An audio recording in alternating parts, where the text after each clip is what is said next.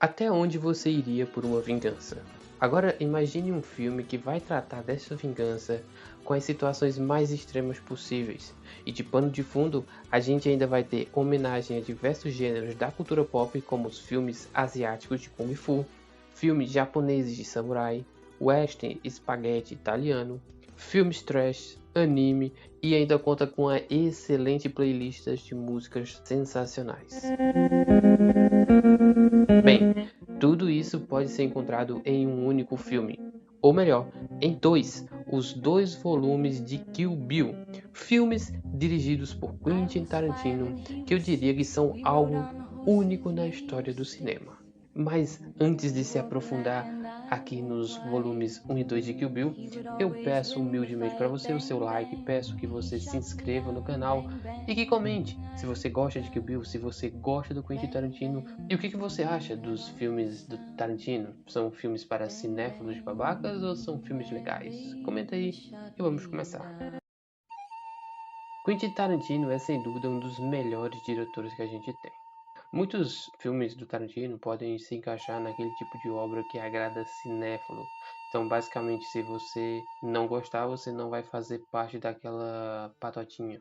Obviamente que isso é uma grande bobagem. Por exemplo, um dos filmes mais famosos do Tarantino é o Pulp Fiction.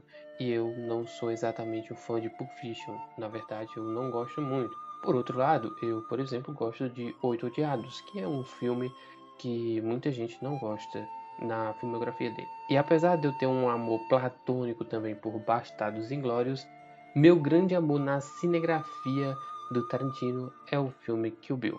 E antes de começar a falar sobre Kill Bill, tem um ponto aqui que eu acho muito relevante falar, que talvez seja o ponto que faça com que esse filme seja o meu filme favorito do Tarantino, que é o fato dessa jornada do herói diferente que a gente vai ter aqui.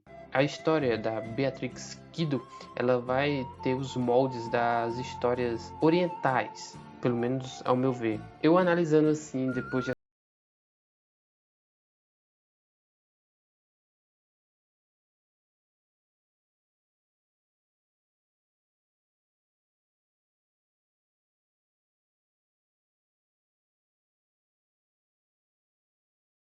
E se você gosta de anime e tá aqui por algum motivo, você vai gostar desse filme porque ele segue essa narrativa de anime. Então, sem mais delongas, vamos começar a tratar aqui sobre Kill Bill.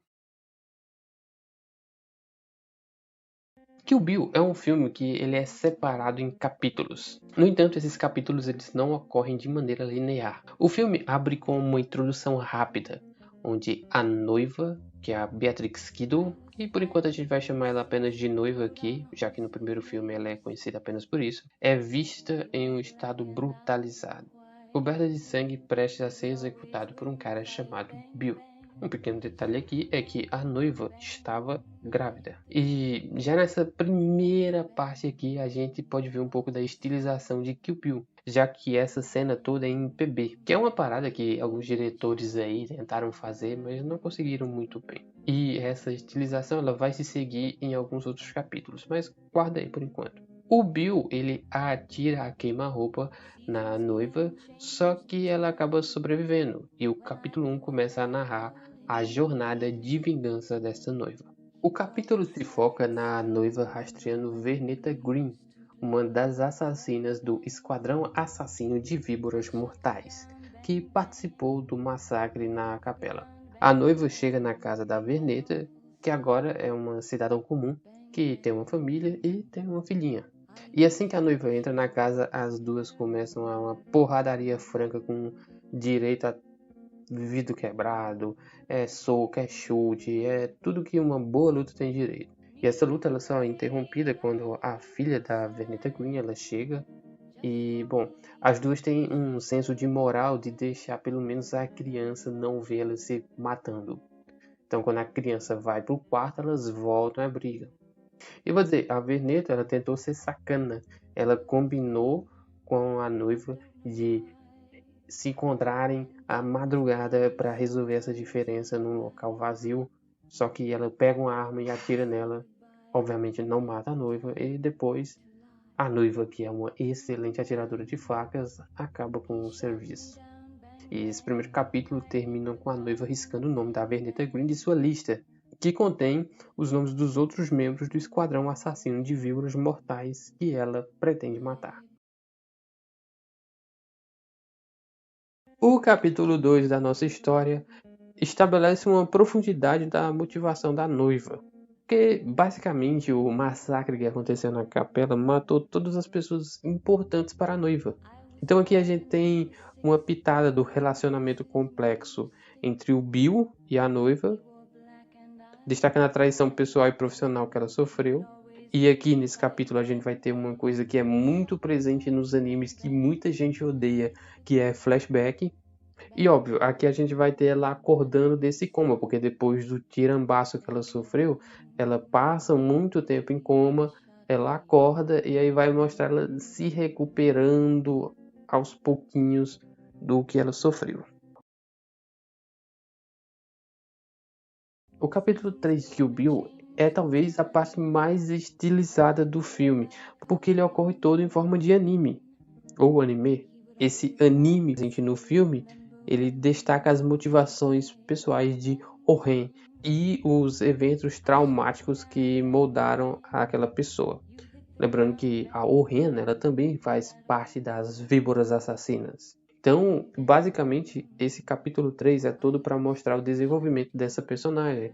Uma personagem que teve os pais assassinados enquanto ela estava debaixo da cama escondido, que logo aos 11 anos teve que vingar a morte dos seus pais, e como ela cresceu e foi para o Japão e dominou a Yakuza local. E uma coisa muito interessante aqui é um anime muito bem produzido. Obviamente, ele é mais um Obviamente ele é um produto ali daquela narração da noiva sobre a história de Oh-ren. Então ele não vai ser um anime a nível de Kimetsu no Yaiba, obviamente não é. Mas é um anime ali que faz sentido naquela história que está sendo contada, que é muito bem feito.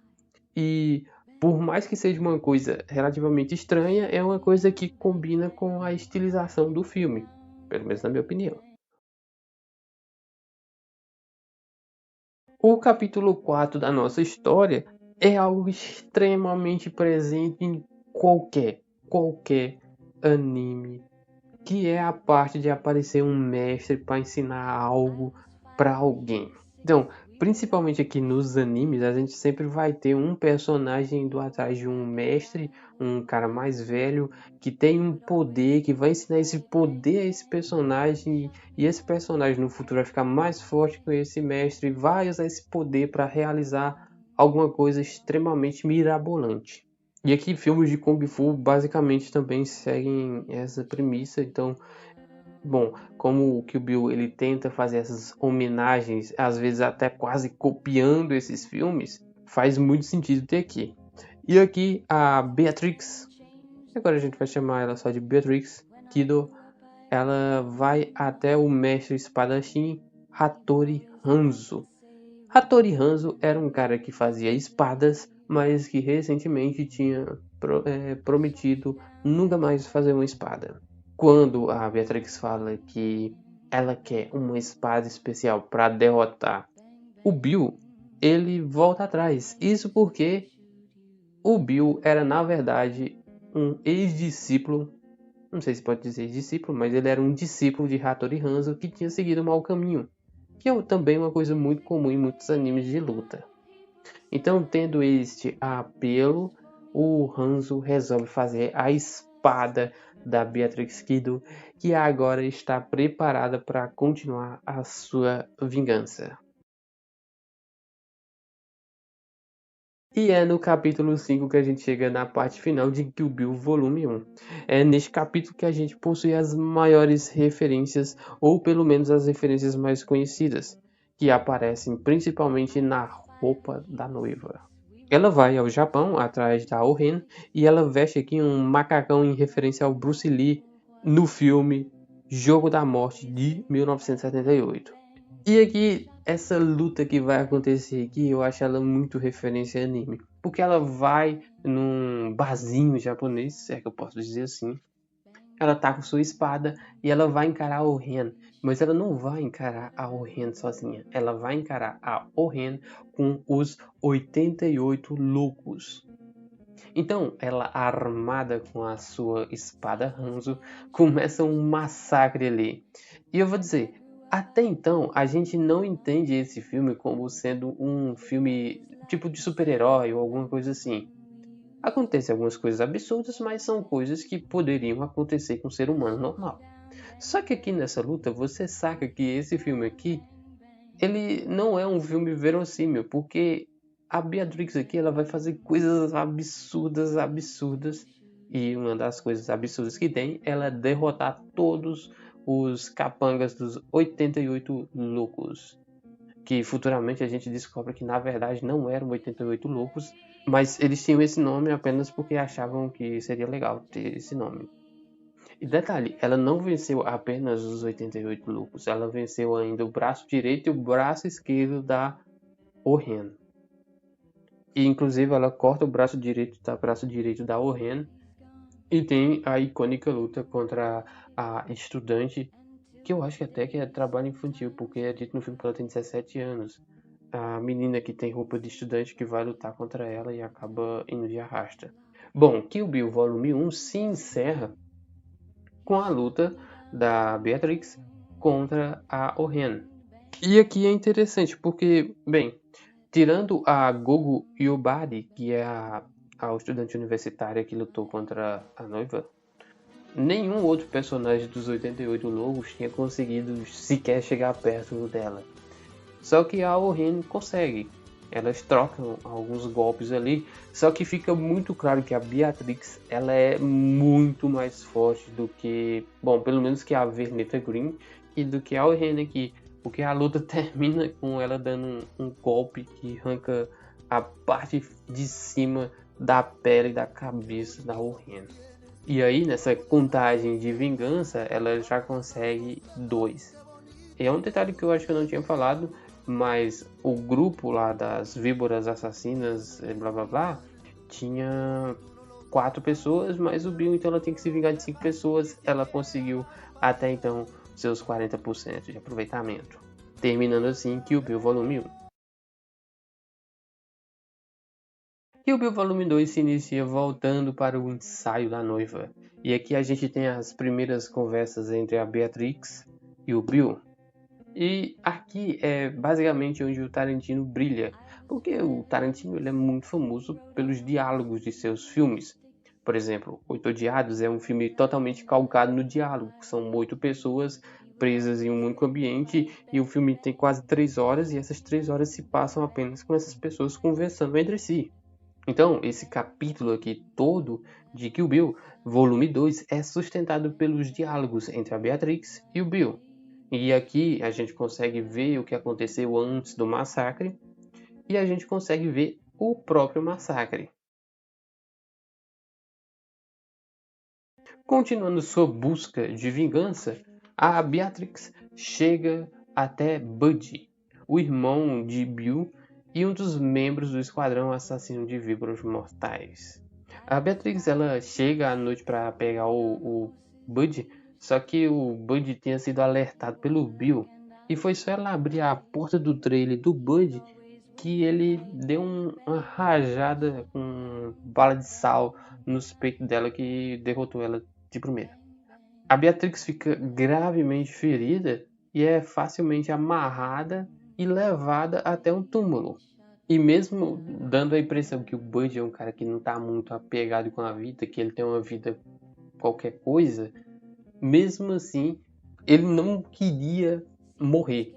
Ele pega a espada Hatoru Hanzo, ele conversa com a Illy, que é a outra participante do grupo das víboras assassinas mortais, e oferece vender essa espada para ela, já que essa outra personagem deixa-se a entender que também gosta de espadas.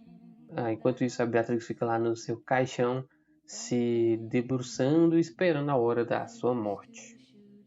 Na verdade, dizer que ela está esperando a hora da morte é um erro, porque na verdade ela começa a usar o seu treinamento com o Pai Mei, um mestre de artes marciais.